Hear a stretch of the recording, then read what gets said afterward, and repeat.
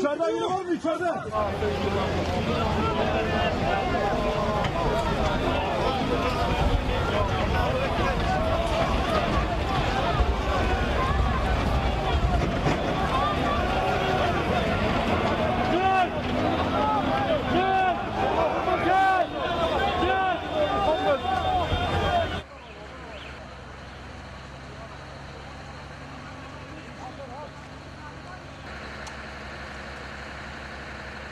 Olsun abi aşağı indiktiğinde bir kişiyi bilmiyorum. Tabii çektik.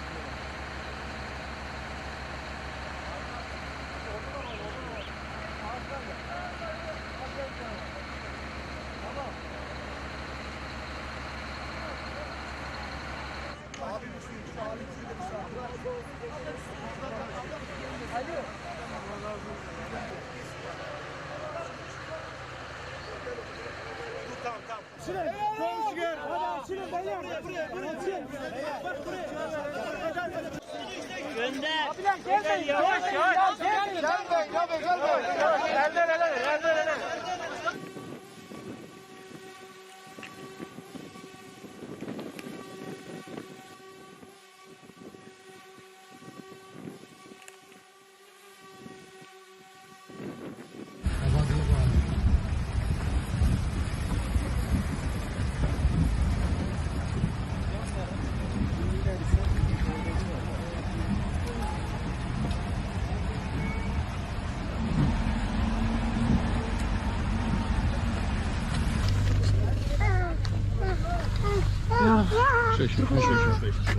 يلا اعطينا طريقة يا شباب.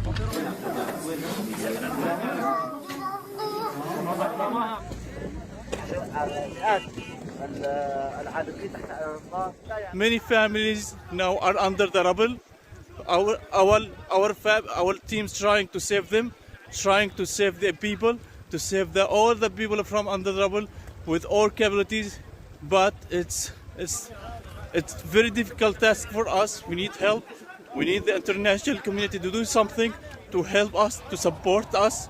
Northwest Syria now it's a disaster area. We need help from everyone to save our people. أهلنا المدنيين الكل يعمل في هذا المكان. الضحايا الذين قتلوا جراء سقوط